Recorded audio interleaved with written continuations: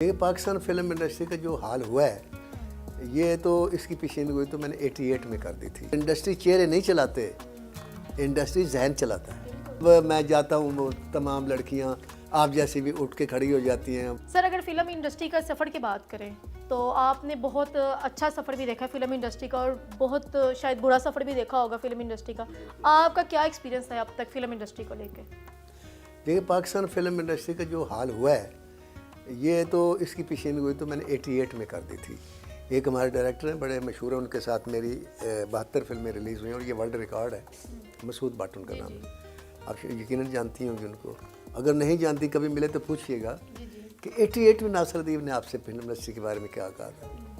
मैंने उसे हम बैठे मैंने कहा मसूद भट्ट जिस तरीके से तुम चल रहे हो पाकिस्तान फिल्म इंडस्ट्री ख़त्म हो जाएगी। कहता क्या मतलब? मैंने कहा तुम डायरेक्टर लोग फिल्म इंडस्ट्री के कातिल हो, क्योंकि प्रोड्यूसर तुम्हारे से पूछता है कि सोबिया को कितने पैसे देने हैं, नासिरुद्दीन को कितने पैसे देने हैं। तुम्हें पता होना चाहिए कि सोबिया की वर्थ क्या है, नासिरुद्दीन की वर्थ क्या है। तुम क्या करते हो? अपने पैसे तो तुम बता देते हो कि हाँ मैं इतने लूँगा और बाकी वो सोबिया और छोड़ो जो 20,000 रुपये दे देंगे, नासिरुद्दीन 50,000 रुपये नासिरुद्दीन दे देंगे। मैं कहा आप लोग चेहरों को तो पैसे देते हैं, जहनों को पैसे नहीं देते। और इंडस्ट्री चेहरे नहीं चलाते, इंडस्ट्री जहन चलाता है। मधोबाला को ले आए, दिलीप कुमार को ले आए, अगर कहानी नहीं अच्छी है डेड फ्लॉप हो जाएगी। कहानी अच्छी है आप वो अनिल कपूर को ले आए, अजीब से बूथे वाला, वो भी सुपरहिट हो जाएगा। हाँ कहानी चाहिए। सर आपकी इस टाइम क्या एज होगी? सच बताऊँ तो पौने 18 साल है बस। पौने 18 साल? मुझे इसका लॉजिक समझा दे, पौने 18 साल वाला। अच्छा जी, वैसे ये राज आपने मेरे से उगलवाना है तो मैं उगल देता हूँ। सोबिया जी, इंसान जिस वक्त पैदा होता है बचपन को गुजारता है फिर जवानी में कदम रखने लगता है उसे नौजवानी कहते हैं। पौने 18 साल में वो जवान हो जाता है, ठीक है। उस वक्त उसके कुछ ख्वाब होते हैं, कुछ ख्वाहिशें होती हैं और कुछ पसंद होती है, कुछ नापसंद होती है, उसकी ज़िद्दें होती हैं, कुछ उसका लाड होता है और वो चाहता है कि उसे दुनिया प्यार करे और घर वाले भी उसे प्यार करें, हर कोई उसे लिफ्ट दे, जहाँ जाए उसको वो वेलकम करे, एक अच्छा प्रोटोकॉल उसको हाँ मिलता है। फिर जिस वक्त वो बड़ा हो जाता है 24-25 साल का, उसकी शादी कर दी जाती है तो फिर वो जो फड़क होंगी वो पहले तो ख़त्म हो जाती है। वो पहली बेड़ी आ जाती है उसके पाँव में, उसकी वो चाल जो यूं यूं करता था ना अब वो यूं यूं चलता है, सेट हो जाती है। उसके बाद फिर जब बच्चा होता है तो फिर वो चाल फिर हाई स्पीड में चाल हो जाती है। फिर बीवी के साथ मसाइल जो एक इंटरनेशनल एक प्रॉब्लम है, वो ससुराल के इधर के उधर के भाइयों के भाभीयों के, उसको फिर वो भूल जाता है कि मुझे कुछ करे या कोई, वो अब स्ट्रगल करता रहता है यार उसको वो खुश कर दूँ, बच्चे पढ़ा लूँ, ये कर लूँ, बीवी को राज़ी करूँ।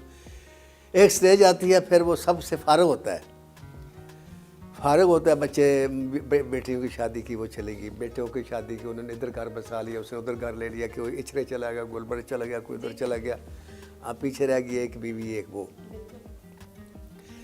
बीवी खामद दा मुँह वेख वेख के थक चुकी है।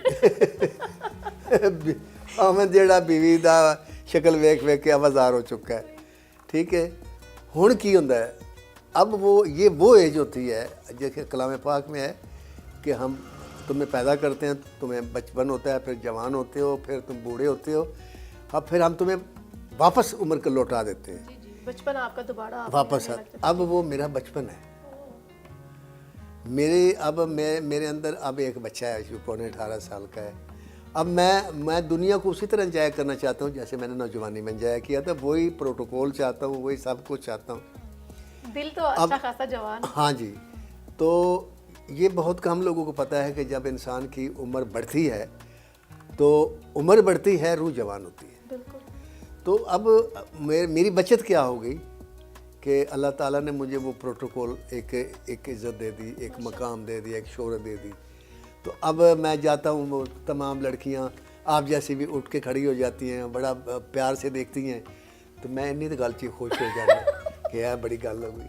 और अगर मैं ये नासिरुद्दीन ना होता तो मैं अगर किसी महफिल से जाता तो तुम मुँह इधर कर लेना सी, कौन आ गया, इनू तुसें कहना नहीं, इनू तो बाहर भेजो मैं गल करनी तुहाडे नाल, ये होता है। तो वो अल्लाह ने मैंने बचा लिया है। जी जी ये आपके मतलब एक नाम शोहरत से मतलब अल्लाह पाक आपको ये भी चीज़ें साथ में काउंट की जाती है कि आपके एक नाउन पर्सनैलिटी हो, तब क्या आपका लोगों के साथ रवैया है जी और हाँ। लोगों का आपके साथ क्या जी है, हाँ। और आप एक आम आदमी तब क्या है। ये हाँ, तो लेकिन आपकी वो बात मैं जब मिलता हूँ किसी को तो मैं आम आदमी बन के मिलता हूँ। मुझे लोग ख़ास समझते हैं, ये अल्लाह की रहमत है। सुल्तान राही साहब और मुस्तफ़ा कुरैशी साहब की अगर बात की जाए तो आपने इनकी एक बहुत खूबसूरत जोड़ी बनाई है। आपने इन दोनों को कैसे देखा था अपने इनके दौर में? देखें जहाँ तक उनके आर्टिस्ट होने के तलक, वो तो आपके सामने, वो तो कहने की ज़रूरत नहीं कि दोनों आर्टिस्ट बहुत अच्छे थे, लेकिन दोनों इंसान भी बहुत अच्छे थे। और मुस्तफ़ा कुरैशी साहब भी बहुत अच्छे हैं। सुल्तान राही को तो मैं पाकिस्तान फिल्म इंडस्ट्री का वली मानता हूँ। हाँ जी, इतना शरीफ इंसान, इतने ऊंचे मकाम पर होकर इतना आजिज़, और शायद ही कोई आदमी हो जो उसके पास गया उसने कभी किसी को खाली वापस नहीं भेजा। खा वो लड़की हो, खा वो लड़का हो, खा वो डायरेक्टर हो, खा वो प्रोड्यूसर हो, खा वो टेक्नीशियन हो, उसने कभी किसी को खाली नहीं भेजा, दे के भेजा।